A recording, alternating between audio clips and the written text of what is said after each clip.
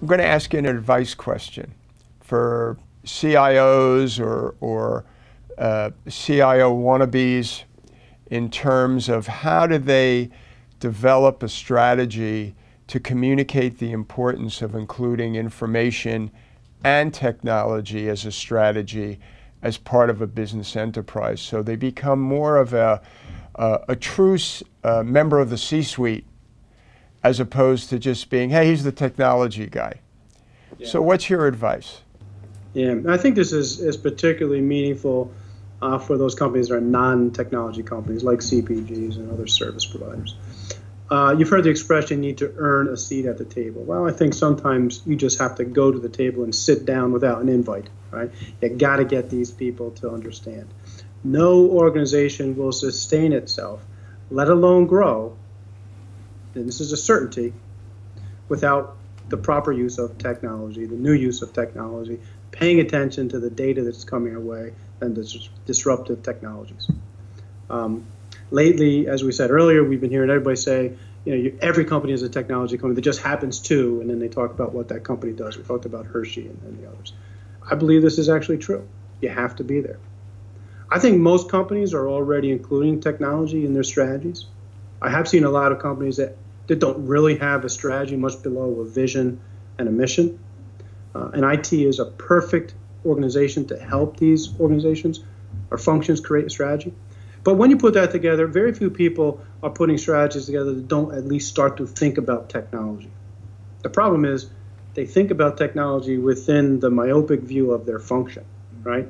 And we know the technology has to hang together, right? You can't have a sales function selling products that the finance department doesn't really understand what those products are all about, right? Or that the manufacturing group doesn't know how to make to the right specification. So it's all very, very tightly connected. So our job becomes the way of helping the organization see how all this hangs together as a strategic asset collectively for the organization. And the very best way I've seen to do this, now let's be clear, this is really hard to do, but it's essential, is you build first a business process architecture, right? You map out, if you can in conjunction with your colleagues around the business, a depiction of all the processes that the company does on a daily basis. And this is where you are talking to finance and sales or marketing and HR. You bring to the table the interconnectivity of those processes to help them understand it. But it's really about processes, and therefore it should actually be non-contentious for them. Yes, that's what we do. Right. As an IT group, then what you do is you overlay on top of that a 2B information and technology architecture.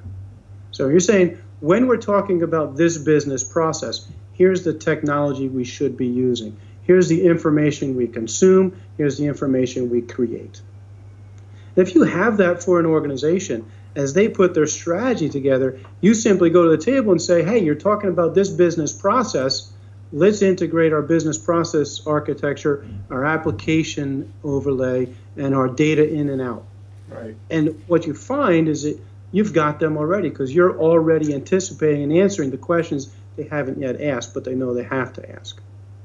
If you're really good, you build your business process technology overlay with the 2B technology in mind so that your business processes emulate as closely as possible what comes out of the box already pre-delivered. And what you get out of that is the ability to very, very quickly deliver any implementation because you're basically delivering what's out of the box. It comes down to data cleansing. I mean, it's still very hard, but it's probably twice as fast.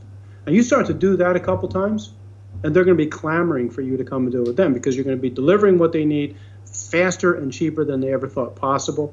And you will bypass this external influence of folks like Salesforce and Workday and others coming and saying, oh, let's use this bolt-on, easily bolt-onable technology. You know it's not easily bolt-onable. Right. So that's the way you get yourself into that conversation. They will see you as your strategic partner. And the last thing I'll say about it is you can't do this as a CIO alone, right?